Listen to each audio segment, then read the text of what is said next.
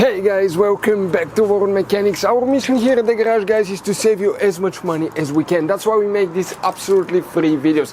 Let's go ahead and start on it now.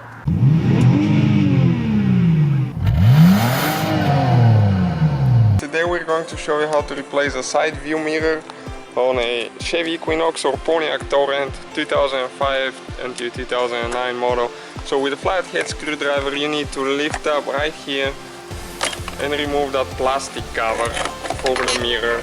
And now you have a few nuts that you need to remove with a 10mm socket. You start with the nuts, it's 3 of them, and it doesn't matter which way you take them off, honestly, you just need to remove them, all 3. It's a pretty simple procedure, but if you go to a shop they'll charge you quite a bit of money for replacing your mirror, which shouldn't take more than 5 minutes.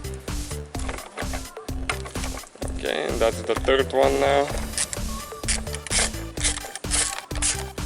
Okay, now this is the last nut right there.